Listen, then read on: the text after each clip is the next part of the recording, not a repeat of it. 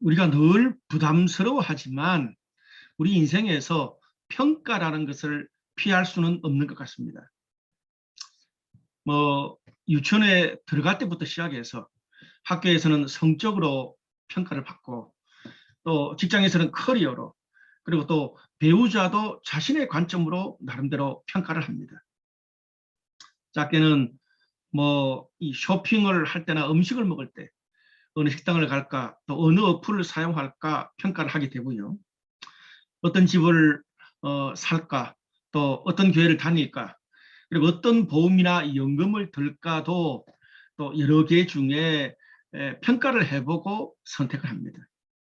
이렇게 인간의 삶에는요, 끊임없이 자기가 선택하고 결정한 것을 평가를 합니다. 결국 죽음 이후에 나 자신의 영원한 삶도 종교로, 믿음으로 평가를 해요. 평가라는 것이 부정적인 측면이 많음에도 불구하고 긍정적인 그런 측면도 존재를 합니다. 만약에 우리 삶에 평가가 없다고 한번 생각해 보세요. 어떤 것에 대한 기준이 없기 때문에 자기 마음 내키는 대로 막 살게 될 거예요. 또 다른 사람들에게 큰 고통과 피해를 주면서도 어떤 통제도 없이 살게 될 것입니다. 그런 면에서 우리 삶의 긍정적인 측면에서 평가는 필요합니다. 기독교에서 말하는 천국의 삶도 마찬가지입니다. 천국의 삶이라는 것이요, 어떤 기준이나 평가도 없이 막 사는 것이 아니라 정말 하나님의 말씀과 믿음, 신앙에 따라서 누릴 수 있는 것이 천국의 삶입니다. 우리가 이 성경에서 말하는 천국을 여러 다양한 성경을 통해서 살펴보면 우리 삶에 반드시 평가를 하고 결산하는 그런 날이 있음을 분명히 이야기해 줍니다.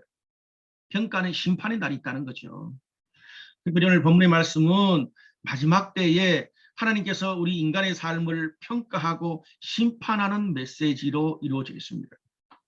오늘 말씀을 통해서 저는 우리 성도들이 천국에 대한 분명한 기준과 소망을 가지고 살게 되는 그런 우리 모두가 되시기를 주님의 이름으로 축원합니다. 오늘 나오는 비유는요, 이 두 가지 비유입니다. 하나는 그물 비유고 또 하나는 곶간 비유입니다. 이 두 비유는 우리가 지금까지 쭉 그 앞에 설교 때 살펴봤던 것처럼 마태복음 13장에 나오는 예수님의 천국 비유의 결론에 해당하는 비유가 이 그물 비유와 곶간의 비유입니다. 먼저 그물 비유에 대해서 한번 살펴보도록 하겠습니다. 오늘 본문의 47절에서 50절까지 말씀을 보니까 이런 말씀이 있습니다. 또 천국은 마치 바다에 치고 각종 물고기를 모는 그물과 같으니 그물에 가득함에 물가로 끌어내고 앉아서 좋은 것은 그릇에 담고 못된 것은 내버리느니라. 세상 끝에도 이러하리라. 천사들이 와서 의인 중에서 악인을 갈라내어 풀무불에 던져 넣으리니 거기서 울며 이를 갈리라. 이런 말씀이 나와요. 천국은 바다에 그물을 쳐서 고기를 잡는 것과 같다는 거죠. 여기 나오는 이 그물은요, 방파제나 아니면 이렇게 부둣가에 멈춰져 있는 그런 배에다가 그물을 묶어두고 또 다른 바다에 떠 있는 움직이는 배에다가 그물을 연결해서 배가 계속 이 바다에 왔다 갔다 하면서 고기를 몰아서 잡는 저인망 그물을 이야기합니다. 이런 저인망 그물들은요, 한꺼번에 다양한 종류의 고기를 잡을 수 있는데 굉장히 효율적입니다. 그래서 고기를 잡을 때 어떤 종류의 물고기든지 일단 잡아놓고 난 다음에 나중에 그물을 밖에 끄집어내서 거기서 좋은 물고기 또 나쁜 물고기를 선별해서 구분한다는 거예요. 이게 좋은 고기, 좋은 것은 적합한 것, 쓸모가 있는 것, 그런 뜻이고요. 못된 것은 썩은 것, 무가치한 그런 고기라는 뜻입니다. 이렇게 어부가 물고기를 잡고 난 다음에 나중에 선별하는 것처럼 세상의 마지막 때에 하나님이 이 땅을 심판하실 때도 하나님이 인정하시는 의인과 악인을 고기를 구분하듯이 구별한다는 거예요. 이게 저인만 그물을 쳐서 다양한 물고기를 많이 잡는다. 일단 잡을 때 그런 말이 나오는데 복음도 마찬가지라는 거예요. 하나님이 다양한 그런 이 그물처럼 다양한 복음을 전하는 방법을 통해서 수많은 민족들과 수많은 사람들에게 복음을 전파케 하십니다. 그런데 그 전파되는 복음에 바르게 반응하는 사람도 있고 또 거부하는 사람도 있고 또 어떤 사람은 어중간하게 믿고 또 어떤 사람은 믿다가 중간에 탈락하는 그런 사람도 있을 수 있습니다. 다양한 반응이 있어요. 근데 하나님이 세상 마지막 때에 심판하실 때에 그런 다양한 사람들 중에 하나님이 인정하시는 사람과 또 심판하실 그런 사람을 구분하신다. 그 이야기를 합니다. 그때 악인들은 울며 이를 가게 될 것이다. 고통을 받고 후회를 한다는 그 뜻이지요. 이게 이 그물 비유의 전체적인 스토리입니다. 이 그물 비유는 짧지만요. 하나님의 심판이 마지막 날에 분명히 있다는 것을 이야기해주고 또 한 가지는 그때 의인과 악인을 분명히 구분한다. 심판, 즉 하나님의 심판과 구분이 이 그물 비유의 핵심입니다. 자, 그러면 곡간 비유에 대해서도 한번 살펴보겠습니다. 오늘 51절과 52절 말씀을 보니까 이런 말씀이 있어요. 이 모든 것을 깨달았느냐 하시니 대답하되 그러하오이다. 예수께서 이르시되 그러므로 천국의 제자된 서기관마다 마치 새 것과 옛 것을 그 곳간에서 내오는 집 주인과 같으니라. 이런 말씀이 있어요. 예수님께서 천국 비유의 말씀을 다 마치시고 제자들한테 너희들이 이 메시지를 다 이해했느냐라고 물으셨고 제자들은 그걸 다 이해했다고 대답을 했습니다. 왜 예수께서 그것을 물으셨을까요?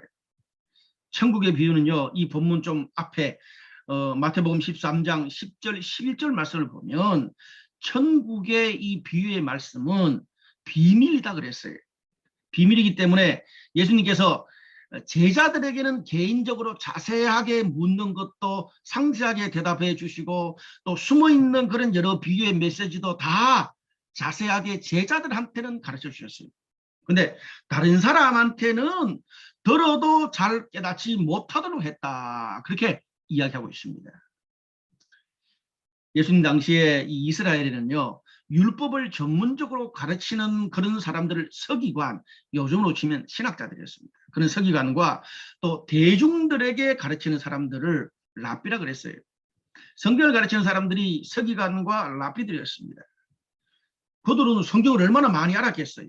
근데 오늘 천국 비유의 말씀으로 이야기한다면 그렇게 다른 사람에게 성경을 많이 가르치는 성경을 많이 안다고 예수님이 가르쳐 주신 천국 비유를 알 수 없다 그 말입니다. 천국의 비밀은 예수님의 제자들에게만 이 열려진 그런 비밀이었습니다. 깨달을 수 있었습니다.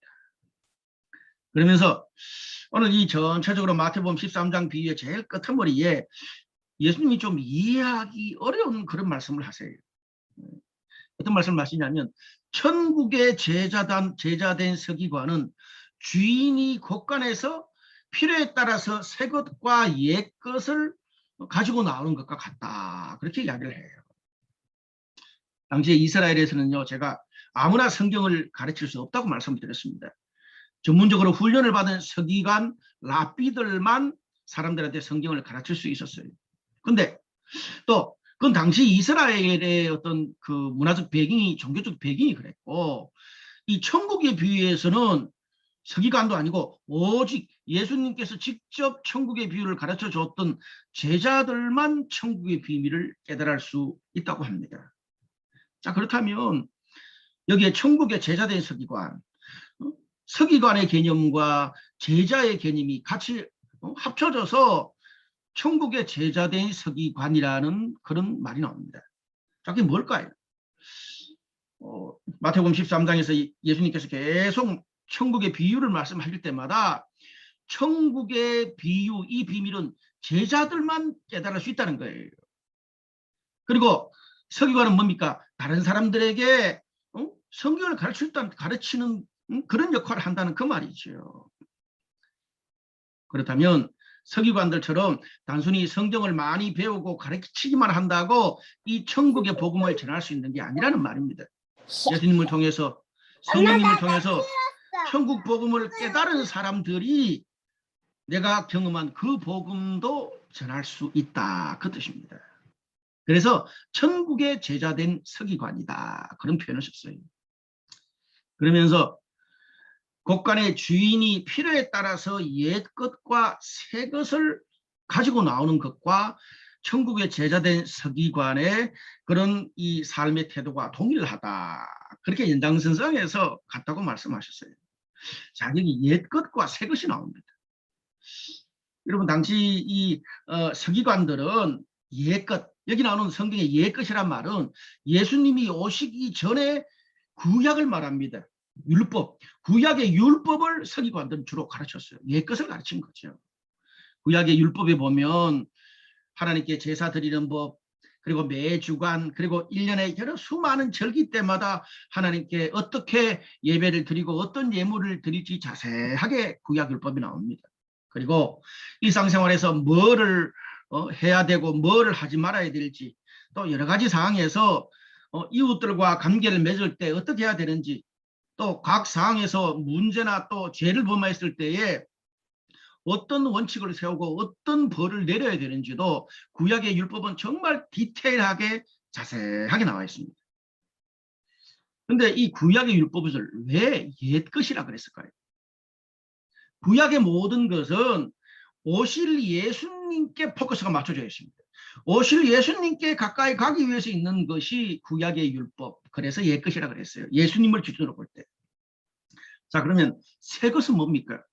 예수님이 오셔서 말씀하시는 이 복음서의 말씀, 신약의 말씀을 이야기해주고 있습니다. 자, 근데 오늘 이걸 이제 배경을 다 우리가 이해했잖아요. 그럼 천국의 제자된 서기관의 삶의 태도를 어떻게 해야 되느냐, 신앙의 태도를 어떻게 해야 되느냐, 오늘 마태복음이 말해주고 있는 게 뭡니까? 예수님을 통해서 천국의 비밀을 깨달았으니까 이제 예수님이 오셨어요. 그러니까 과거의 구약은 이제 필요 없고 예수님과 함께 예수님이 말씀하신 신약의 복음만 있으면 된다. 성경이 그렇게 말하지 않았습니다. 곳간의 주인처럼 필요에 따라서는 옛것, 즉 구약의 율법이 필요할 때는 구약의 말씀을 배우고 가르쳐야 되고, 또 어떨 때는 새 것이 필요할 때, 신약의 말씀이 필요할 때는 신약의 말씀을 배우고 훈련할 때가 있다는 거예요. 어느 것 하나에 옛것과 새것, 구약과 신약의 율법과 은혜, 어느 것 하나에 치우치지 않고 온전하게 말씀을 균형 있게 배우고 훈련받고 전해야 된다, 그 말입니다. 굉장히 참 중요한 말씀이에요. 여러분, 오늘 이 말씀이 마태복음 13장 천국 비유들 가운데 마지막 결론에 해당하는 그런 말씀이다 그랬잖아요. 옛것과 새것을 필요에 따라 온전하게 우리가 배워야 된다. 그걸 한번 적용해보면 어떻습니까? 여러분, 이 마태복음 13장에도 천국 비유에 대한 말씀들이 다양한 관점의 비유들이 많이 나옵니다. 오늘 하나님의 심판과 관련해서도요, 오늘 이 건물 비유보다 제일 좀 앞쪽에 있는 알곡과 가라지 비유, 제가 설교도 했는데 여러분 기억하실 거예요. 그 알곡과 가라지 비유도요, 마지막 심판을 강조합니다. 마지막 심판 때까지 뭐예요? 선과 악이 공존한다. 그래서 끝까지 참고 기다리는 하나님의 사랑과 인내를 강조하고 있습니다. 알곡과 가라지 비유는요, 마지막 심판을 이야기하는데 뭐에 대해 강조점이 있다고요? 끝까지 기다리시고 참으시는 하나님의 사랑과 인내를 강조하는 거예요. 그런데 여러분, 천국 비유 가운데 하나님의 심판을 이야기하면서 이 알곡과 가라지 비유만 가르쳐서 안 된다는 말이에요. 여러분, 이 비유만 가르치면 어떻게 해요? 아직 많이 남았어. 하나님이 알아서 하신대. 이렇게 되면 우리의 신앙과 삶이 너무 여유롭고 자유롭고 방만해 줄 수 있는 거예요. 이것만 가르치면. 근데 오늘 알곡과 가라지 비유와 함께 전혀 반대되는 그물의 비유도 나오잖아요. 이건 뭐예요? 하나님 심판을 강조하는데 끝날에 분명 심판이 있고 의인과 악인을 하나님이 구분하시고 천국과 풀무불에 던져 넣는다. 오히려 그 심판하고 구분하는 메시지가 강조되고 있어요. 무슨 말입니까? 이걸 강조해야 정신을 번쩍 차리고 두려운 마음을 가지고 신앙의 허리띠를 졸라매게 된다는 거예요. 그래야 믿지 않는 가족과 우리 주변 사람들한테도 어떻게 하든지 복음을 전하려고 하고 그것을 위해서 간절히 기도하고 주변 사람들에게 기도도 부탁하지 않겠습니까? 왜? 여러분 우리 주변 분들이 언제 어떤 일이 일어나고 언제 돌아가실지 모르잖아요. 어떤 사람, 어떤 가족, 어떤 상황에서는 알곡과 가라지 비유를 강조하고 가르쳐야 되고요. 또 어떤 사람, 어떤 가족, 어떤 공동체에는 거물 비유를 가르쳐서 정신을 번쩍 들게 해야 됩니다. 둘 다 하나님의 말씀이에요. 오늘 천국 비유를 마치면서 결론적으로 성경의 저자 예수님이 하시는 말씀이 뭐예요? 천국 비유는 한쪽으로 치우쳐서 안 된다는 거예요. 성경이 말하는 천국의 삶은 하나님의 사랑, 인내와 함께 하나님의 심판도 동시에 가르쳐야 되고요. 옛 것과 새 것을 동시에 가르쳐야 되고 구약과 신약을 함께 가르쳐야 천국의 삶이 우리 신앙과 삶과 가정과 직장과 신앙 공동체 안에서 온전한 복음, 건강한 신앙으로 자리 잡을 수 있는 것입니다. 여러분 우리가 신명기 5장 32절에서 33절에 보면 이런 말씀이 있어요. 우리가 참 잘 아는 말씀인데 거기 보니까 그런즉 너희 하나님 여호와께서 너희에게 명령하신 대로 삼가 행하여 좌로나 우로나 치우치지 말고 하나님 여호와께서 너희에게 명령하신 모든 도를 행하라. 그리하면 너희가 살 것이요 복이 너희에게 있을 것이며 너희가 차지한 땅에서 너희의 날이 길리라. 이스라엘 백성들이 가나안 땅에 들어가기 전에 하나님의 말씀을 대할 때 어떤 자세로 하나님의 말씀을 배우고 훈련해야 되는지 그 말씀을 대하는 태도를 자세하게 가르쳐주고 있습니다. 그럼 이걸 오늘날 우리 일상용어로 바꾸면 어떤 말이 됩니까? 우리가 하나님의 말씀을 듣고 행할 때에 내 마음에 드는 것, 내가 원하는 것만 지사 선택해서 행하지 말라는 거예요. 좌로나 우로나 치우치지 말고 하나님이 명령하신 여기에 모든 도, 하나님이 명령하신 모든 말씀을 행해야 된다는 거예요. 하나님이 끝까지 인내하고 기다리신다는 것도 하나님의 말씀이지만 하나님께서 심판하신다는 것도 하나님의 말씀이라는 거예요. 하나님의 모든 복음을 우리가 행할 때에 너희가 살 것이고 너희 삶이 복될 것이고 너희가 차지한 땅에서 너희의 날이 길게 될 거다. 형통할 거다는 말이에요. 굉장히 중요하고 섬뜩한 말씀이기도 합니다. 여러분 우리가요 열심히 신앙생활을 하고 하나님의 말씀을 순종하기 위해서 애를 쓰잖아요. 근데 그게 내 삶에 복이 돼야 되는데 복이 되지도 못하고 다른 사람을 살리지도 못하고 내가 하는 일이나 내가 있는 곳에서 열심히 해놓고 욕만 실컷 얻어먹고 내가 차지한 땅에서 날이 길지 못하게 되는 이유가 뭡니까? 신명기 5장 말씀을 거꾸로 하면 답이 되는 거예요. 우리가 하나님의 말씀을 순종하고 신앙생활을 열심히 하더라도 내가 좋아하는 성향에 따라서 말씀을 편식하고 내 경험에 부합하는 말씀만을 편식해서는 안 된다는 말입니다. 때때로 어떤 말씀은 어떤 가르침은 내 마음에 찔리고 힘든 것이라도 하나님의 모든 말씀을 믿고 따라야 된다. 그래야 건강한 신앙생활, 건강한 신앙의 열매가 맺힌다는 말입니다. 여러분 우리 인간의 신앙 또 공동체라는 것이 세대마다 가족마다 이 신앙 공동체마다 이 신앙과 삶의 강조점이 조금씩 달라요. 여러분 회사에도 이 그런 여러 가지 이 회사마다 가치가 다르고 각 가정마다 가훈이 조금씩 다르잖아요. 신앙도 그렇다는 말이에요. 과거 우리 부모님 세대의 한국 교회는 불교, 유교, 무속신앙의 분위기에서 기독교 신앙이 자리를 잡는 시기였습니다. 뿌리를 내리는 시기였어요. 그러다 보니까 예수 천당 불신지옥처럼 전도와 예수 안 믿으면 지옥 간다. 하나님의 심판 전도를 강조했습니다. 그리고 우리가 하나님의 이 속성 가운데 하나님의 사랑, 자비, 긍휼, 은혜 이런 것보다는 하나님의 통치, 하나님의 영광, 하나님이 온 우주를 다스리는 그런 하나님의 위대하심을 강조할 수밖에 없었습니다. 그러다 보니까 하나님과 인격적으로 대화하고 소통하고 뭐 이런 것보다는 어떤 상황 가운데서도 위대하고 통치하시는 하나님의 말씀을 순종하고 따르는 것에 훨씬 더 관심을 집중했습니다. 그래서 과거 우리 신앙의 그 부모님 세대들은 신약의 복음보다는 구약의 복음을 강조했어요. 그러다 보니까 신앙생활에 있어서도 원칙, 룰, 율법을 강조했어요. 그래서 주일 성수, 교회 봉사, 11조 이런 것들이 없으면 신앙의 기본이 안 된 것이라고 생각을 했습니다.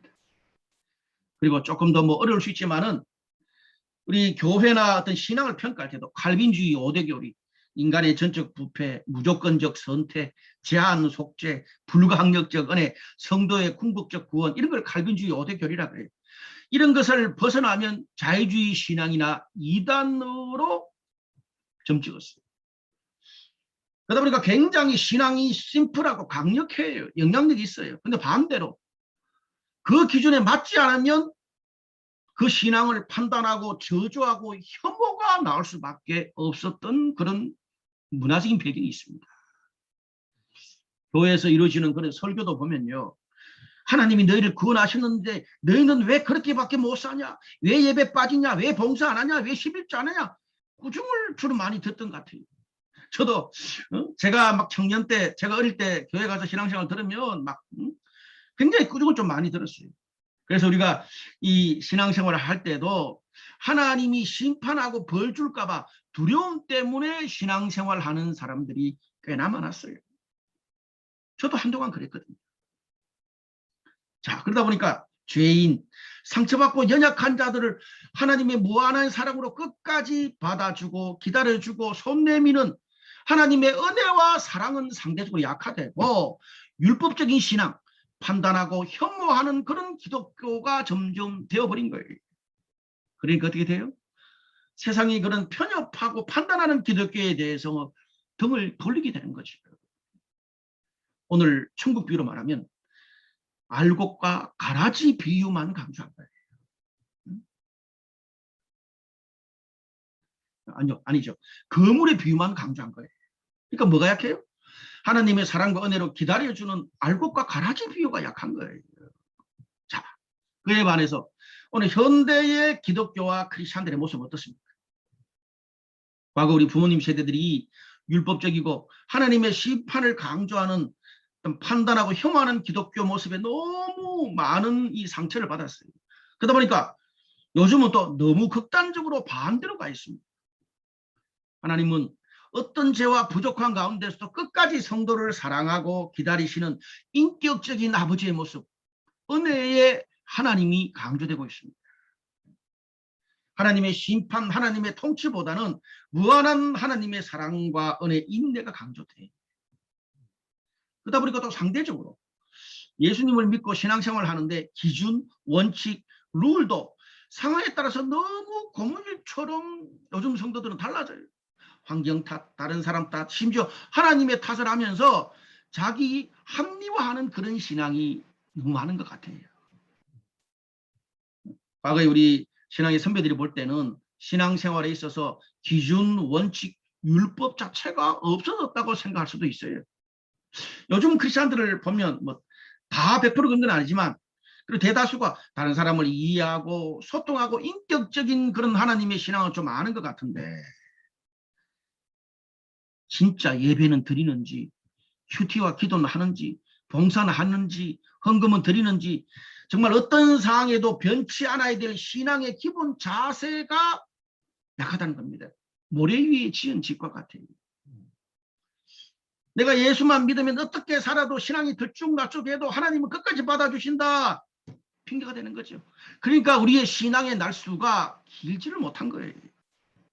또 요즘 우리 크리스천들은 다른 사람을 판단하고 혐오하는 기독교에 대해서 너무 민감합니다.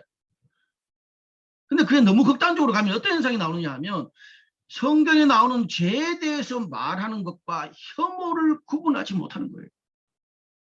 기성세대 과거의 크리스천들이 죄에 대해서 너무 지나치게 판단해서 저주하고 혐오했다면 오늘날의 크리스천들은 혐오에 대해서 너무 지나치고 민감해서 성경이 말하는 죄까지도 긴가민가 희미하게 만들어버리는 경향이 있습니다.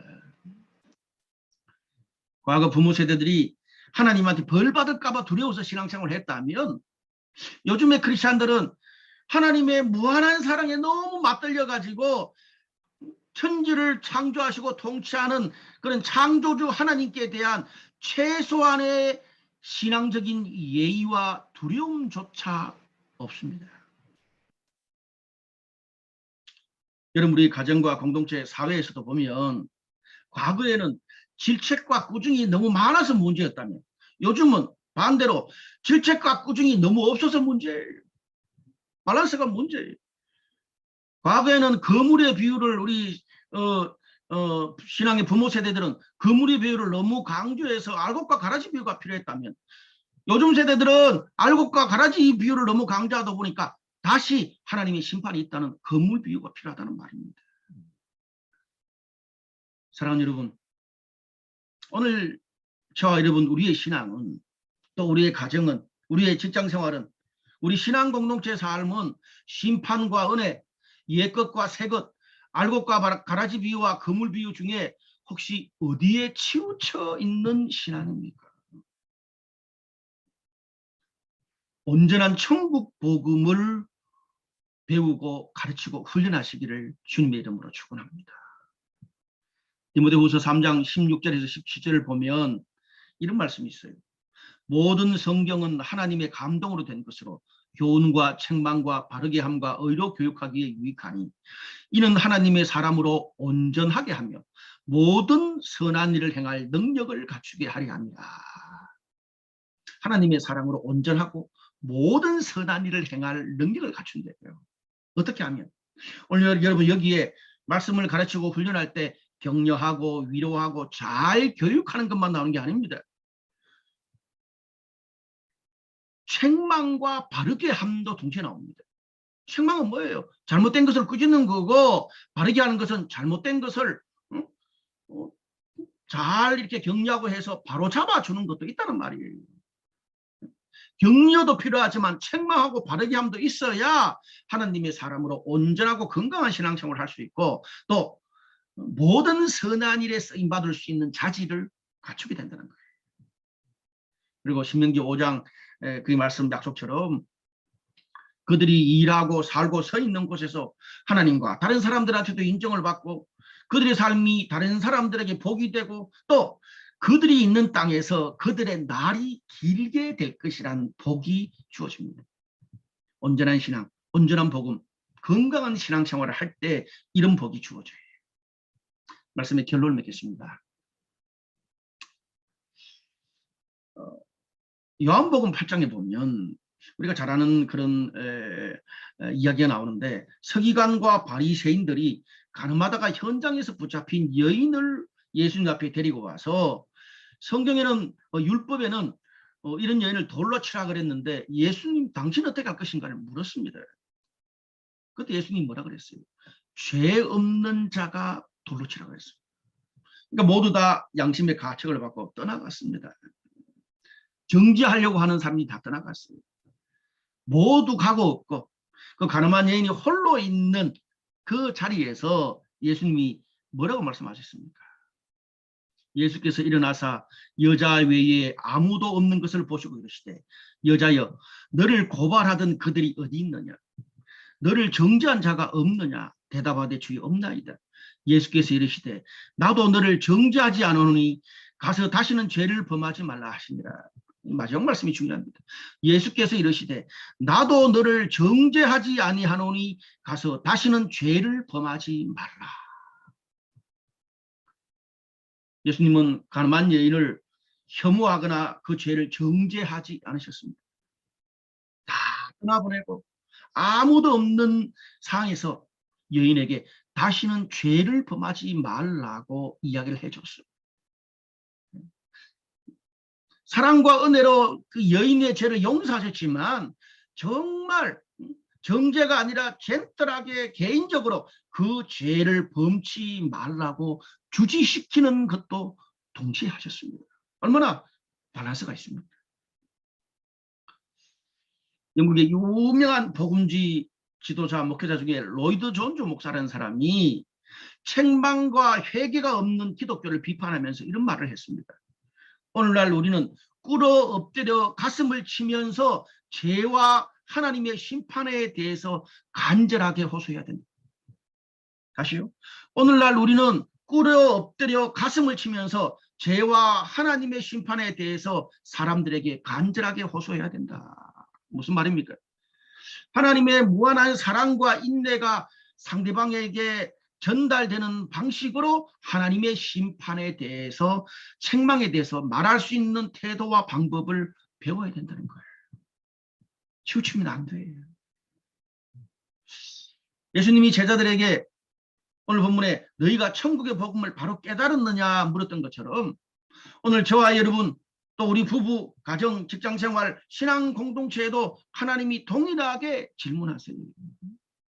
천국은요, 하나님의 사랑과 인내, 은혜만 있는 것이 아니라 하나님의 심판도 분명히 있습니다. 그래야 온전한 종말을 준비하는 신앙이 됩니다.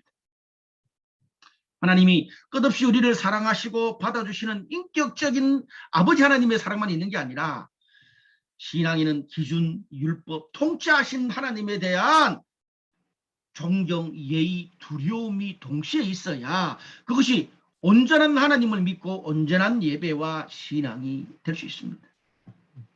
신앙은 죄만 보고 인간을 판단하고 저주하고 혐오해서도 안 되고, 또 반대로 인간에 대한 안타까움과 혐오에 붙잡혀서 하나님의 진리를 희미하게 해서도 안 됩니다.